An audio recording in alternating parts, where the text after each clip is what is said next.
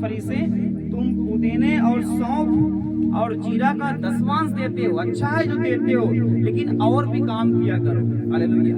अर्थात वो लोग गिर चुके थे परमेश्वर की आज्ञाओं में, लेकिन एक बात में नहीं गिरे थे, इसलिए वो गरीब है। आज आपको पता है कि जो जूइश लोग, जो यहूदी लोग हैं, अभी उनके पास यीशु मसीहा नहीं गया है, यीशु मसीह को उद्धारकर्ता वो ग्रहण नहीं कर पाए, लेकिन फिर भी वो एक बात को जानते हैं कि मुझे अपना दसवांश देना है, और जितनी आज्ञाएं आप अपनी लाइफ में पूरा कर रहे हो उसका प्रतिफल आपको मिलेगा। हालेलुया। वो लोग दसवांश नहीं खाते, और आप जाओ उनका हिस्ट्री, उनका बैकग्राउंड चेक करो, यहूदियों से अधिक अमीर इस धरती पर कोई कौम नहीं है। यहूदी जाति से अमीर इस धरती पर कोई जाति नहीं है। इस पूरे वर्ल्ड का जो पैसा को कंट्रोल करता है जो है जूइश लोग, जो है यहूदी लोग। आप यूट्यूब के फाउंडर को देखोगे, गूगल के फाउंडर को देखोगे, इंस्टाग्राम, फेसबुक, ये सब दसवांश होने वाले लोग हैं। ये अरबों खरबों करोड़ों के मालिक हैं।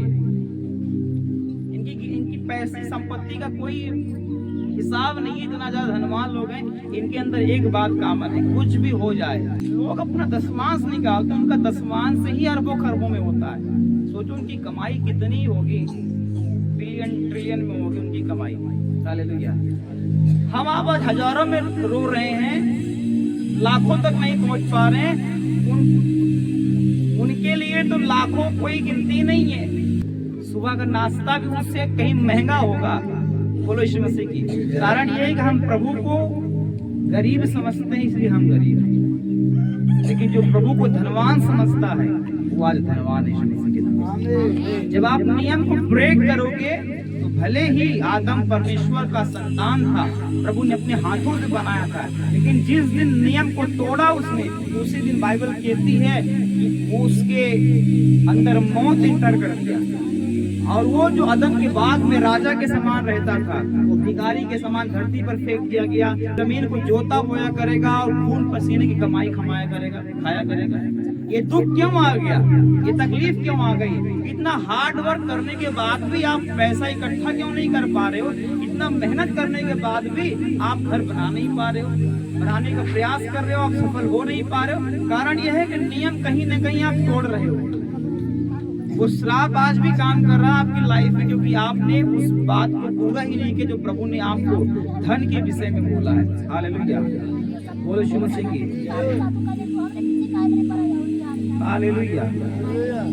अब हम मलाकी में फिर से चलेंगे, उसके बाद हम और वचनों में चलेंगे। लिखा है यहाँ पे, में लिखा, फिर भूमि की उपज का सारा दसवांश, चाहे वह भूमि का बीज हो चाहे वृक्ष का फल, वह यहोवा ही का है, वह यहोवा के लिए पवित्र ठहरे। लेकिन जब से मैंने जाना, मेरी लाइफ में ऐसा कभी नहीं हुआ कि मैंने दसवांश ना निकाला हो।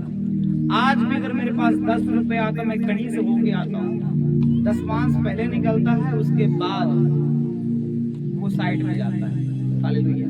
क्योंकि वो आपका नहीं है। जिस दिन आप उसको टच करोगे और खर्चा करोगे, वो श्राप आपकी लाइफ में काम करना शुरू कर देगा। हालेलुया। कितने लोग विश्वास कर पा रहे हैं इस बात में?